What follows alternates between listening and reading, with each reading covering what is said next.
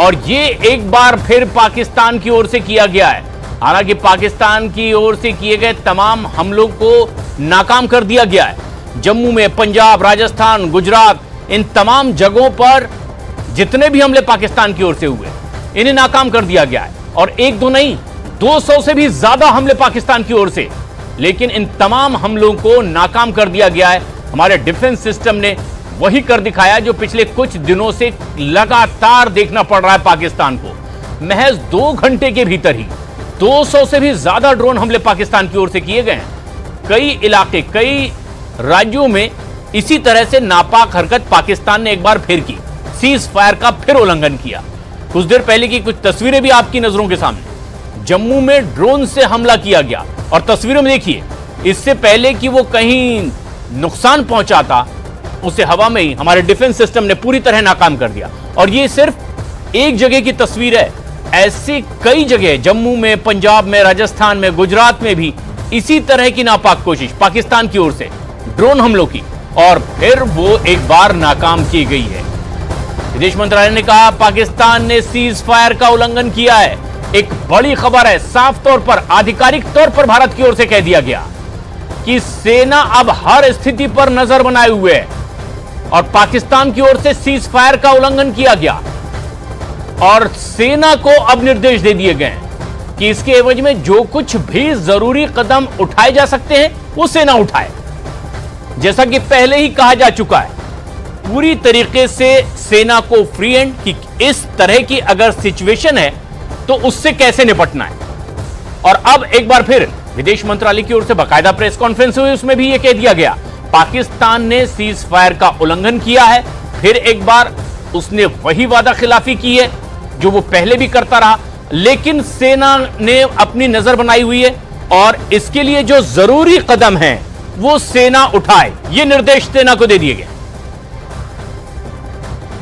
भारत और पाकिस्तान के डीजीएमओस के बीच जो पिछले कुछ दिन से चल रही सैन्य कार्रवाई को रोकने का समझौता आज शाम को हुआ था, पिछले कुछ घंटों से इस समझौते का पाकिस्तान की ओर से घोर उल्लंघन हो रहा है।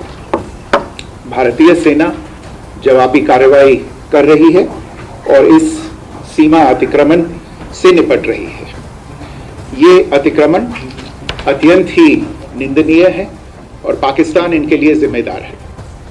हमारा मानना है कि पाकिस्तान इस स्थिति को ठीक से समझे और इस अतिक्रमण को रोकने के लिए तुरंत उचित कार्रवाई करे।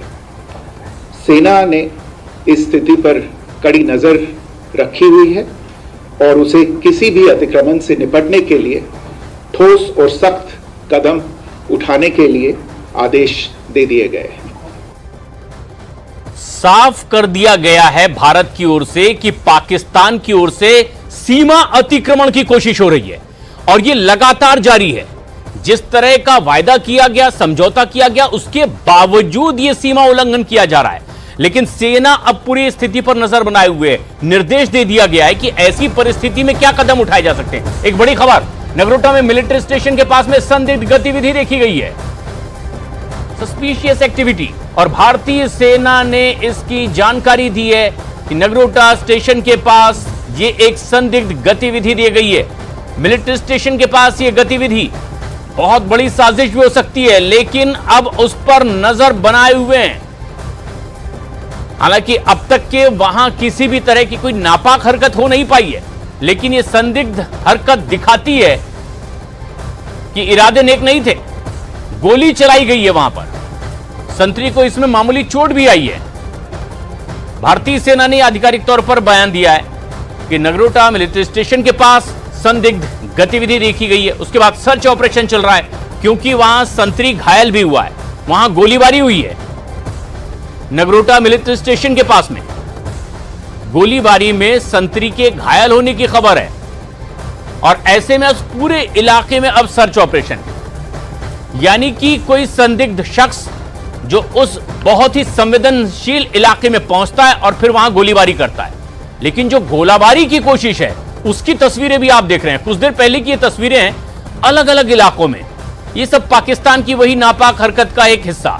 राजौरी में, सांबा में, उधमपुर में, मेंढर में, श्रीनगर और कच्छ में भी। लेकिन भारत की ओर से पाकिस्तान की हर इस कायराना हरकत का जवाब उसे मिला और मंसूबे नाकाम कर दिए गए, जैसा कि आप तस्वीरों में देख रहे हैं। इससे पहले कि वो